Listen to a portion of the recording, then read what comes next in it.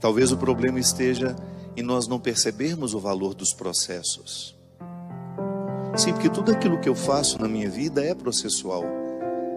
É processual porque são fatos que estão alinhavados por um objetivo. Processo é isso. É tudo aquilo que está alinhavado, que tem coerência, que tem argumentos, e que depois, quando você olha para ele, é um todo. Não é apenas um detalhe, não, é um todo. O processo, ele vai observar todas as fases daquilo que está sendo analisado. E na nossa vida, minha gente, se nós não tivermos a sabedoria necessária, nós vamos viver a vida sempre esquecendo de que ela é processual, querendo apenas o resultado das coisas. E não é assim. Se eu não me alegrar no processo, a felicidade não será possível para mim. Jung, que foi um grande seguidor de Freud, que depois criou uma forma muito única de ver a psique humana, ele dizia justamente que o ser humano ele fica vivo à medida em que ele é alimentado por um desejo. Se a gente não deseja, se a gente para de desejar, a gente aos poucos vai morrendo. Sim, porque para ele o desejo é um elan vital que nos mantém vivos. É aquele movimento interior que faz com que a gente tenha disposição de acordar todos os dias, de ir trabalhar, de ir viver, de fazer o que a gente precisa fazer, porque um desejo nos alimenta. Jung dizia que quando nós vivemos a satisfação do desejo, pode haver até uma certa frustração. Aí a gente vai descobrir que o melhor do desejo era construí-lo, e nem tanto a sua realização. É daí que nasce aquele ditado popular que o melhor da festa é esperar por ela. Sim, a experiência de você cultivar um desejo, e você pode chamar de outra coisa, pode falar de outra forma isso. Viktor Frankl chamava de sentido da vida. Quando você mantém vivo o sentido das coisas, da existência, daquilo que te faz ser quem você é, você começa a saborear o processo, que não é só um resultado do sentido da vida, não. O sentido da vida pode até me levar a alguns resultados, mas nem sempre eu tenho resultados daquilo que eu faço. Mas eu preciso descobrir uma satisfação ali naquilo que eu faço. É o preparar. É igual o significado da palavra esperança. A esperança não é um conceito estagnado, pronto. Não, porque eu espero, eu digo, eu estou esperando. Mas significa que enquanto eu estou esperando, eu estou construindo aquilo que eu espero. Também aí você tem uma dimensão processual. Você não está de mãos cruzadas, braços cruzados, esperando por aquilo que você quer que aconteça. É por isso que na esperança cristã é uma esperança operante. Um conceito que a gente pega de um filósofo não, teólogo, protestante inclusive, Moltmann, dizia de maneira sofisticada que a esperança cristã, ela é operante. Isto é, eu opero enquanto espero. Eu faço, eu construo aquilo que eu estou esperando. Essa é a esperança cristã em relação à eternidade. Às vezes muitas pessoas têm uma certa ansiedade, em relação à eternidade. E eu compreendo. Nós que somos ocidentais, nós temos uma dificuldade muito grande de lidar com a eternidade, porque nós ocidentais somos muito racionais. Na semana passada eu falava da monja Regina, que é uma hinduísta. E chegou um momento de algumas explicações que ela estava nos dando, e eu percebi que ela ia ficando assim, como que sem graça diante de nós. Aí ela parava e falava: mas isso não dá para explicar. Sim, porque embora ela seja ocidental, ela está vivendo uma religião que tem uma filosofia oriental muito baseada numa capacidade que eles têm de não precisar perguntar racionalmente sobre tudo. Eles convivem bem com a pergunta. Eles não têm tanta necessidade da resposta. E às vezes a fé parece até ingênua. Mas nós que somos ocidentais, com essa necessidade de racionalizar tudo, nós muitas vezes olhamos para a eternidade e queremos entendê-la.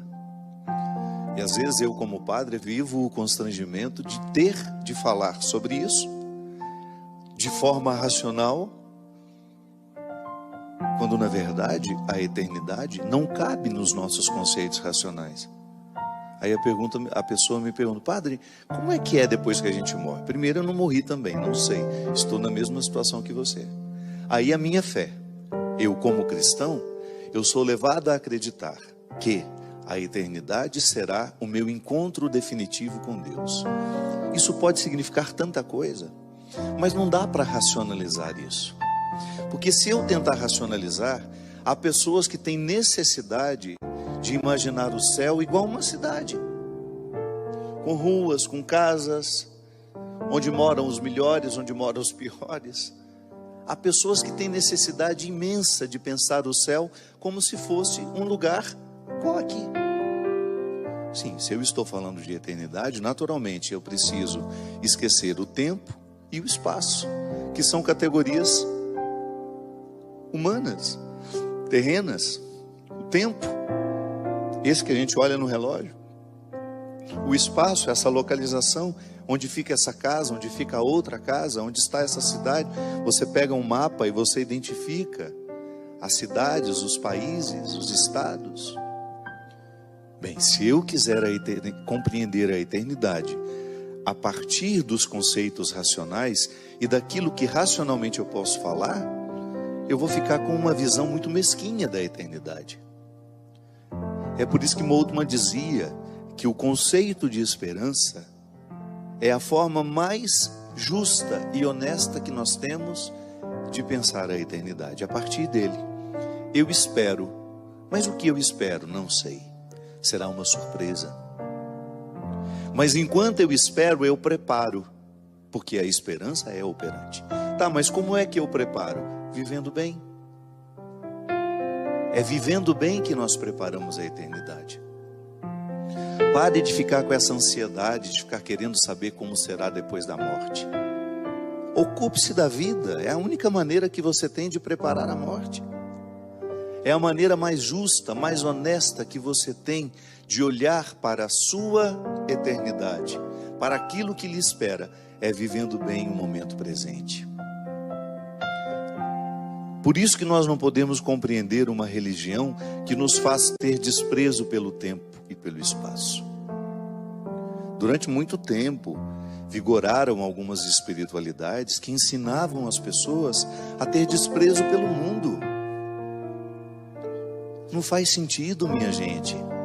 O mundo a que Jesus se referia, vós estáis no mundo, mas não sois do mundo, essa expressão de Jesus para os seus apóstolos não era para que eles desprezassem as coisas do mundo, não, era para que eles soubessem que este mundo é passageiro, essa casa é passageira, este piano é passageiro, este material que nós estamos usando para fazer esse programa chegar até você é passageiro, essa televisão que você está tendo aí diante de você, por onde nós entramos, por onde nós passamos, é passageira. O dinheiro é passageiro, o sucesso é passageiro. Aí Jesus está ensinando que há uma maneira interessante de lidar com o tempo e com o espaço. Tá bom, eu tenho, mas eu não vou me apegar àquilo que tenho, porque tudo isso passa. É igual o apego às pessoas. Eu sei que é muito difícil a gente perder alguém, mas o nosso excesso de sofrimento na perda está justamente em não aprendizado. Nós não aprendemos que as pessoas também serão passageiras na nossa vida. A gente pode até saber, mas a gente não aprendeu. É igual a música. A lição nós sabemos de cor, só nos resta aprender. Sim, tem muita coisa que nós sabemos de cor, mas ainda não aprendemos. Pode ser que se a gente tivesse sido educados desde pequenos a compreender a morte como um processo natural na nossa vida, nós teríamos menos dificuldade no momento em que ela acontecesse ao nosso lado. Mas às vezes a falta de espiritualidade, a falta de vida interior, nos faz a gente ficar apegados demais à matéria e às pessoas. Pois é, são as nossas dificuldades porque somos ocidentais. Somos apegados demais ao tempo, ao espaço e queremos compreender a eternidade a partir do limite que nós temos. Eu, como professor de escatologia, eu tinha que falar tudo aquilo que a igreja diz sobre céu, inferno, purgatório. Mas eu tinha um desafio a mais, que não era apenas deixar os meus alunos reproduzirem o que a igreja ensina sobre isso.